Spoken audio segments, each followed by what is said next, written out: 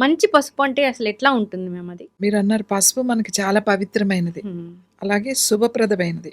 మనం ఏది చేసినా ముందు పసుపుతో చేస్తాం. ఓ పండగ చేసినా, ఏది చేసినా పసుపు మనకి చాలా పవిత్రమైంది కూడా. ఎందుకు మన జీవితంలో ఇంత అంటే పసుపుకి ఒక కథ ఉంది. ఎందుకంటే మనం పసుపుని పసుపు కొమ్ములంటాం. హ్మ్. మొక్కల్ని ఏమంటామంటే పసుపు కొమ్ము అంటాం. హ్మ్. మిగతా మూలికలున్నాయి, లేకపోతే ఇంకా చాలా ఉన్నాయి. వేటిని కొమ్ము అని అనం. హ్మ్. ఒక్క పసుపునే పసుపు కొమ్ములు అంటారు. అసలు హ్మ్. కొమ్ములు అనేవి మనకి ఎందుకొచ్చినాయి? హ్మ్. ఎందుకొచ్చిందంటే దీనికి ఒక కథ ఉంది శివపురాణంలో. హ్మ్. ఆహ్, త్రిపురాసురులు అంటే త్రిశూరులు అంటే ముగ్గురు అసురులు రాక్షసులు. రాక్షసులను చంపడానికి ఆయన చంపాల్సిన టైంలో హ్మ్.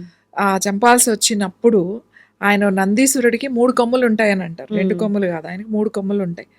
మూడో మధ్యలో ఉన్న కొమ్ము పసుపు రంగులో ఉంటది కాబట్టి దాన్ని పసుపు కొమ్ము అని అంటారు. అవునా? అయితే ఆ 3 కొమ్ములు ఆ ముగ్గురు రాక్షసుల్ని చంపాలి అనంటే హ్మ్. విడివిడిగా చంపడం అనేది సాధ్యం కాని పని. హుహు.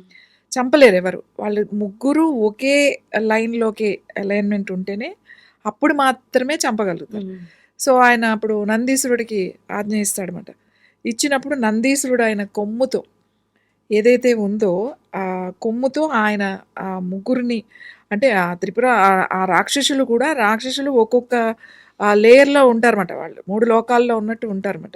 సో, ఆ ముగ్గురిని ఒకేసారి చంపడానికి ఒకే లైన్‌లోకి తీసుకురావడానికి హ్మ్. ఆ కొమ్ముతో ఇట్లా అంటే ముగ్గురిని అట్లా కూర్చుంటారు.